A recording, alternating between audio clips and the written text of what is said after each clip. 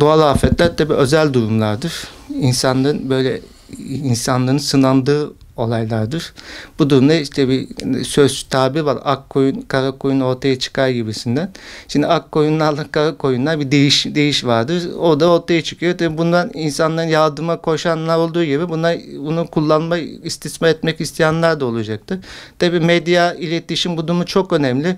Deprem bölgesindekiler için dışarıdan yardım almak için önemli.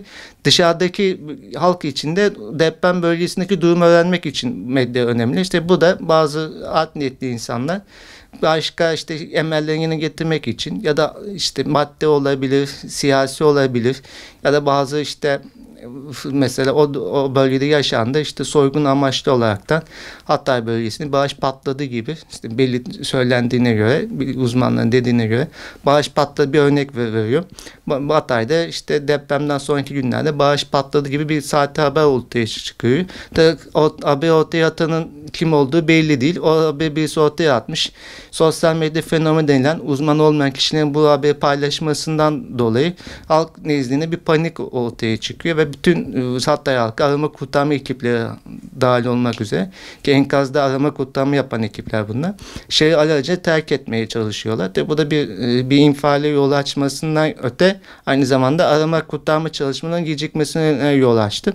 Bu tarz asılsız olmayan yani nereden çıktığı belli olmayan haberle itibar etmemeliyiz. Tabi bu konuda uzman kurumlar var. AFAD var, Kızılay var, AKUT var. Ayrıca devletin işte İçişleri Bakanlığı, Cumhurbaşkanı İletişim Dairesi, ayrıca valilikler, belediye gibi bu konularda yetkin ve yetkili kurumlar ve ekipler var. Bunların paylaşımlarına, bildirimlerine itibar etmeliyiz. Bunun dışında işte alanda tabi uzman olan direkt arama kurtarmacı ya da işte ilk yardım uzmanlığı olan kişilerin de bazı açıklamalarını, beyanlarını işte o deprem anında şunlar yapılmalıdır ya da deprem sonrasında bunlara ihtiyaç vardır lütfen yardımınız bu şekilde gördüğünüz gibi paylaşımına itibar edebiliriz. Ama dışında işte yok baraj patladı sen DSİ görevlisi misin? Değilsin. Kim bu haberi paylaşıyor belli değil. O duyumla öyle diyorlarmışlar itibar edersek gereksiz bu da anlamsız bir infial yol açır ve bu infialden de bazı art niyetli kişiler faydalanıyorlar. Biz o deprem bölgesi bu işte art niyetli paylaşımlardan dolayı ortaya çıkan infialde bu art niyetli kişilerin halkı işte halka zarar verdi, canını acıttığında söylendi. Resmi makamların zaten bu konu tutuklamalarını yapmışlardır. Yargılamalar devam edecektir. Şimdi paylaşımlar var. Mesela bir sürü sahte haber var. Asılsız paylaşım dolaşıyor. İşte geçmişte yani deprem bölgesinde o dönemde kan bankası yıkıldı. İşte kız çocukları yurtlara yıkıldı. Kız çocukları sokağa atıldı.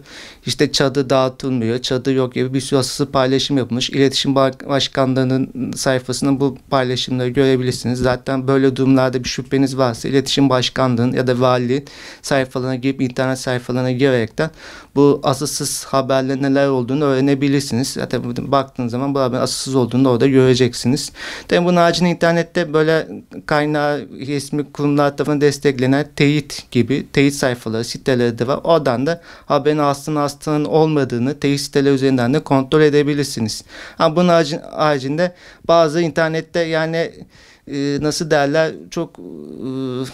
çok da ahlaki olmayan amaçlarla kurulmuş olan bazı siteler, platformlar var. Bu da insanlar hiçbir resmi dayanağı olmadan sadece kendi kişisel hırslarına göre ya da emellerine göre paylaşımlar yapıyor. Ya da sanki olay bölgesindeymiş gibi paylaşımlar yapıyor. Bu kişinin paylaşımına itibar etmemeliyiz. Bu da kaynak sitelerimiz bellidir.